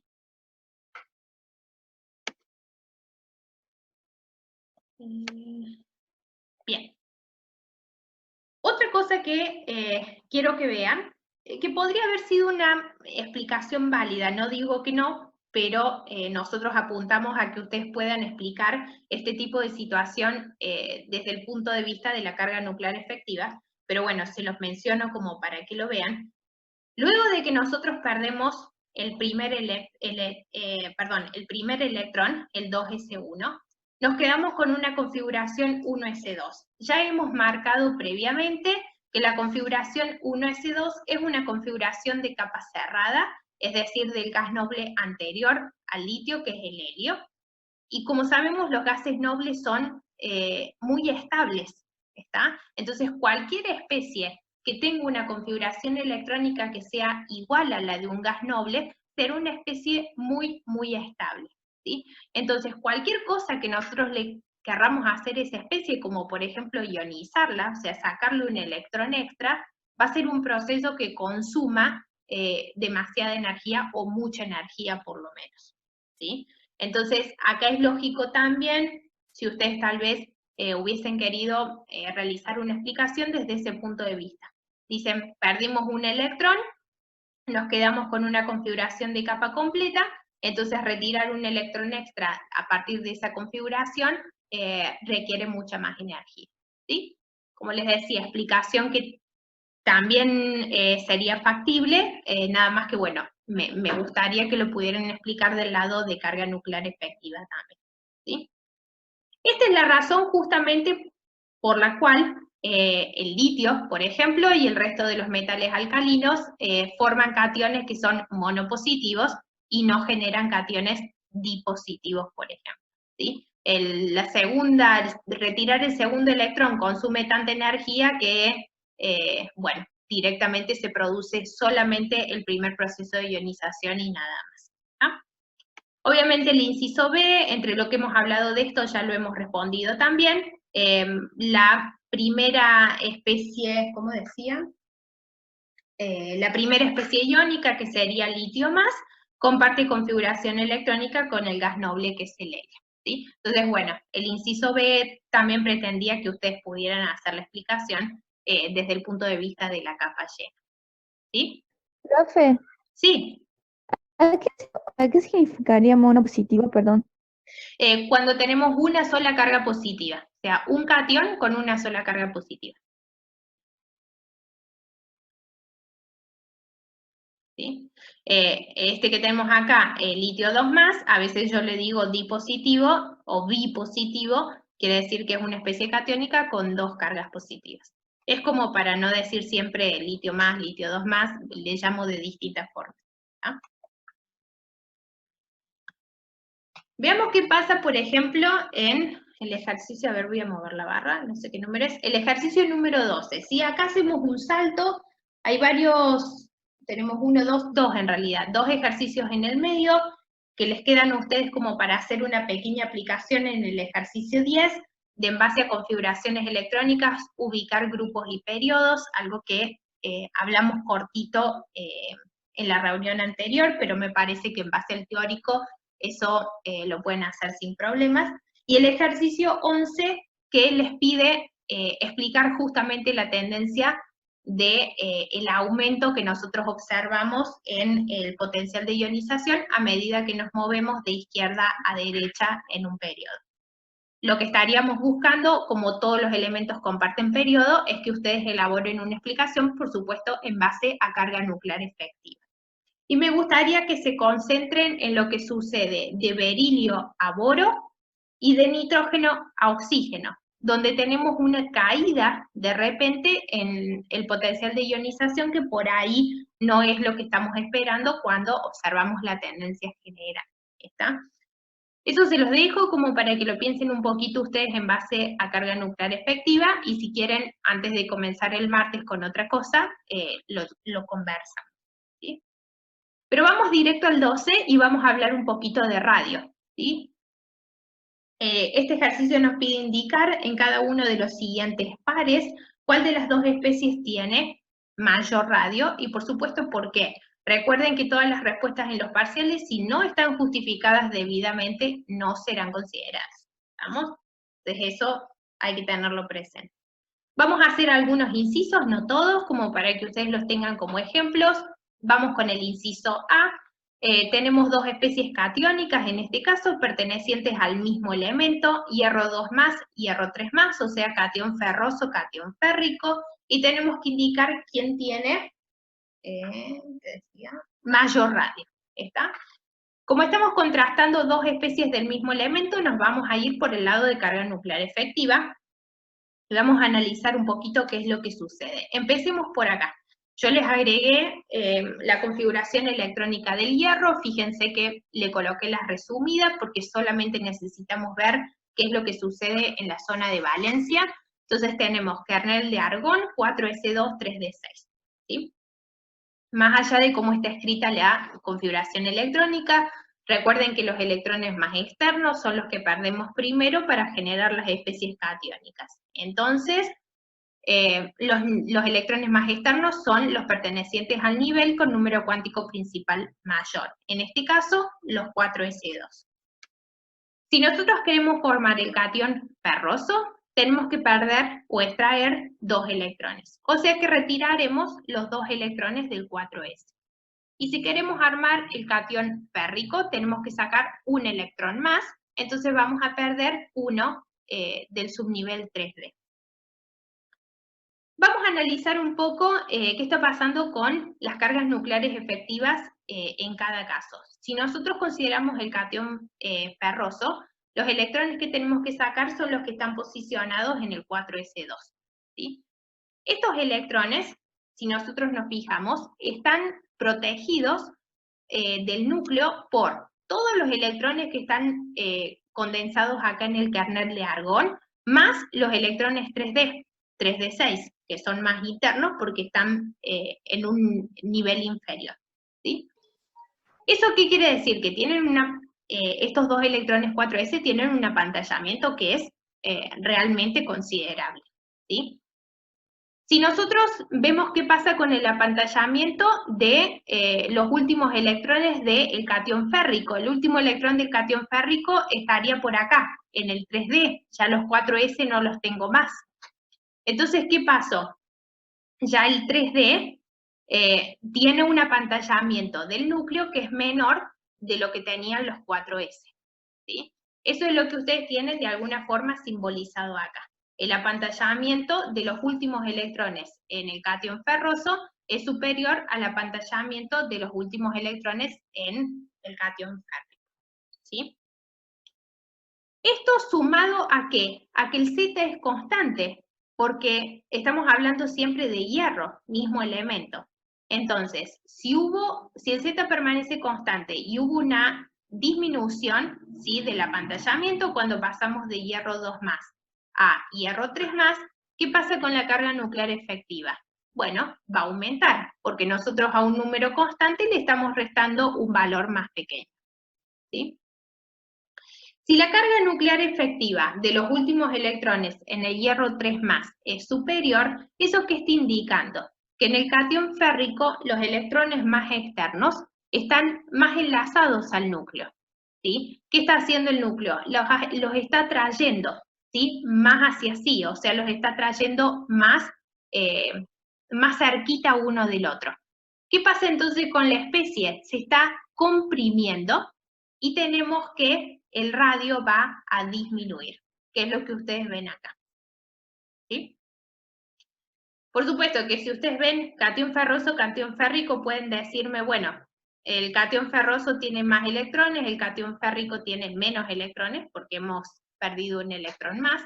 Entonces, bueno, si tenemos menos electrones, eso hace que sea más pequeño. Sí, es cierto, y de esa manera lo pueden ver rápidamente, pero la justificación debería ser por el lado de carga nuclear efectiva.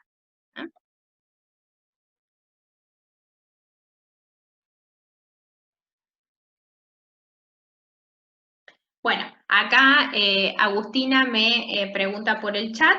Sí, hay otra explicación que ustedes pueden hacer, que no van a poder aplicar siempre, pero cuando contrastamos iones del mismo elemento sí se puede utilizar. Me dice Agustina, sí podemos explicarlo a partir de repulsión electrónica. Es decir, si podemos decir que en el catión férrico nosotros hemos perdido un electrón más, entonces tenemos menos repulsión electrónica en el catión férrico que en el catión ferroso. Como tenemos menos repulsión electrónica en el catión férrico, entonces la nube electrónica se contrae y eso hace que el radio del ion se achique. Para este caso, Agustina, esa explicación estaría muy bien también, ¿sí? Como les digo, funciona bárbaro cuando queremos contrastar iones del mismo elemento. Ya cuando queremos contrastar iones o elementos diferentes, ahí se complica un poquito más, ¿sí? Pero anda muy bien también, ¿ah? Cualquiera de la que ustedes quieran, ¿sí? Yo creo, chicos, que si la justificación que ustedes arman realmente está bien, tiene sentido, es coherente, ustedes se explican de forma adecuada, me parece que se las consideraría como bien, ¿tá? Sí me parece importante que tengan presente el concepto de carga nuclear efectiva, que ayuda a explicar todas las posibles situaciones. Hay a veces las otras explicaciones que funcionan bien en algunas situaciones sí y en otras no. Carga nuclear efectiva funciona siempre bien. Pero bueno, entiendo que por ahí es un concepto que necesita su tiempo como para decantarlo un poquito, ¿ah? Veamos algún otro ejemplo. Veamos una situación parecida, pero trabajando con un anión. En este caso nosotros tenemos cloro y tenemos cloruro. Si miramos la configuración electrónica del cloro, kernel de neón, 3s2, 3p5.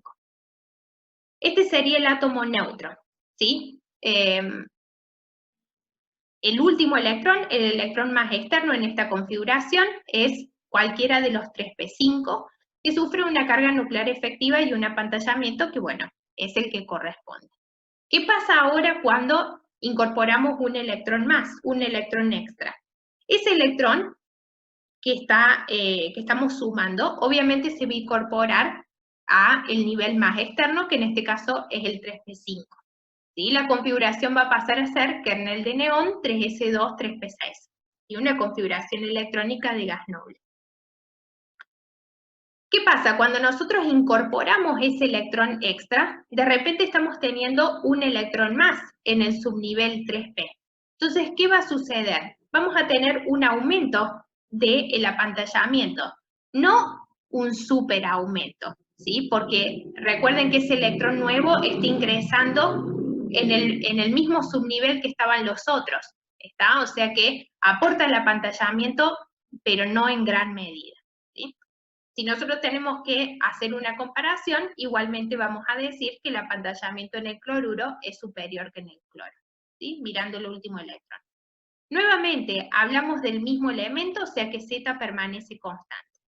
¿Qué pasa? Si Z permanece constante y nosotros ahora estamos restando un apantallamiento más grande para cloruro, la carga nuclear efectiva del cloruro va a ser más pequeña. ¿Sí? Si la carga nuclear es más chica, ¿esto qué quiere decir? ¿Qué pasa con los electrones más externos en el cloruro?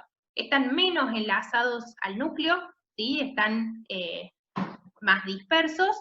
Eso hace que el radio de la especie aumente. ¿Cómo lo podemos ver de otra forma? Que es lo que me planteaba Agustina recién en el chat, que funciona también. De cloro a cloruro, nosotros estamos incorporando un electrón más. Eso hace que la repulsión aumente. En definitiva, hace que la nube electrónica se disperse y eso hace que el radio de la especie aniónica sea mayor. En este caso, esa explicación anda muy bien también. ¿Sí? Veamos dos situaciones más, de las cuales analizamos una y les dejo la otra para que la vean ustedes. ¿Sí? Quiero aprovechar a ver,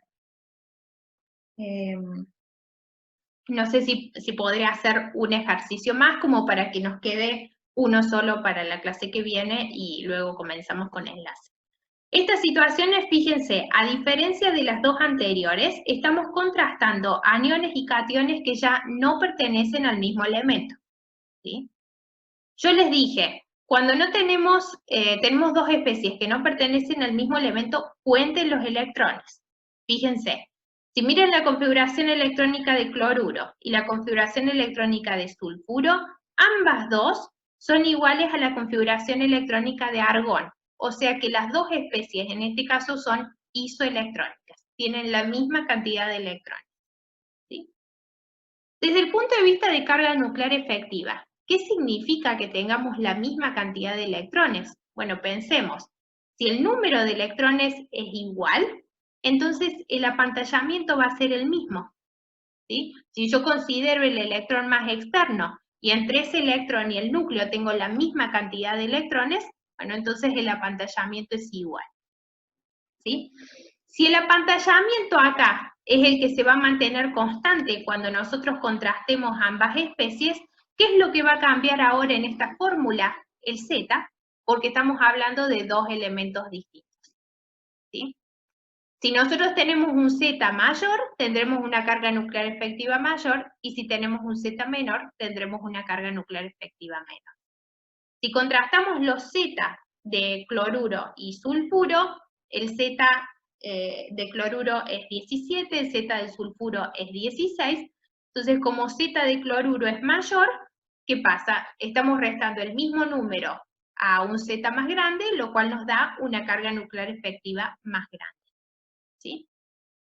Esto indica que el último de los electrones en la especie cloruro está más enlazado al núcleo, está más atraído por el núcleo, y por lo tanto la nube electrónica se comprime, haciendo que el radio de cloruro sea inferior. Si ustedes comparan los radios de ambas especies, no es que el radio de cloruro sea mucho más chico, pero sí es más pequeño. Me parece que es 181 picómetros contra 184. Están ahí, pero bueno, en definitiva es más chico. ¿Sí? Acá, si ustedes se fijan, la explicación que veíamos recién sobre los electrones añadidos y la dispersión o la repulsión de la nube electrónica ya no nos sirve porque la cantidad de electrones es la misma. En todo caso, lo que aceptaría es que ustedes me dijeran que la nube electrónica es igual, porque la cantidad de electrones es la misma. Entonces, si yo tengo un Z más grande, como en el caso del cloruro, bueno, esa nube electrónica se va a comprimir más y por lo tanto el radio de la especie sería más pequeño. ¿Está? Si reformulan un poco esa explicación para decirla de esa manera, bueno, se las consideraría también. ¿Sí? Pero fíjense que ya tienen que reformular un poquito la explicación. Una situación muy parecida a esta, pero utilizando cationes, como para que ustedes la puedan ver en sus casas, es esta que tenemos acá, magnesio 2+, aluminio 3+. Exactamente lo mismo que vimos recién. ¿Sí? Déjenme ver cuál es el ejercicio que sigue. Bueno, porque me va a quedar, no quiero que me quede mucho para la clase que viene. Intentemos ver este rápidamente, se los comento rapidito, y así nos quedan 2 ejercicios para la clase que viene. Me pareció que faltaban 2 nada más. Este ejercicio es el número 13, estamos contrastando primera y segunda energía de ionización para potasio y primera y segunda energía de ionización para calcio. Básicamente el ejercicio nos pide que hagamos algún comentario sobre estos valores. ¿Por qué lo doy rápidamente ahora? Porque son todas cosas que ya hemos charlado previamente, no vamos a agregar nada nuevo. Fíjense, acá tenemos configuración electrónica de potasio, configuración electrónica de calcio, y tenemos los 2 valores para la primera y segunda de potasio, que son 495,8 y 4561,5, o sea, mucha diferencia entre los 2 valores. Y para el calcio tenemos 590 y 1145, que es una diferencia, pero no tan marcada, ¿sí? ¿Qué comentarios podemos hacer? Primero que nada, que en ambos casos la segunda energía de ionización es superior a la primera, esto ya lo hemos visto. Una vez que perdemos el primer electrón, el electrón que sigue es un electrón ya o más interno, como en el caso del potasio, o que pertenece al mismo nivel, pero ya no tiene ese electrón que originalmente lo acompañaba. O sea, tenemos una disminución en la repulsión. De cualquier manera, en ambos casos el apantallamiento disminuye, lo cual hace que la carga nuclear efectiva crezca, porque Z se mantiene constante, y por lo tanto, si tenemos mayor carga nuclear efectiva, es obvio que la segunda ionización va a consumir más energía que la primera. Eso en ambos casos. La pregunta es ahora, ¿por qué la diferencia entre ambas energías de ionización es tan grande para potasio y no es tan grande para calcio? Bueno, miremos qué es lo que estamos haciendo en potasio. Potasio, el primer electrón que retiramos es el 4s1, y cuando queremos retirar el segundo, ese segundo ya pertenece a una configuración electrónica de capa cerrada, sumamente estable. El apantallamiento ha disminuido considerablemente cuando pasamos de un electrón al otro, y hace que la carga nuclear efectiva aumente en gran medida. Por lo tanto, la diferencia entre ambas energías es considerable, ¿sí? El segundo proceso de ionización consume mucha energía.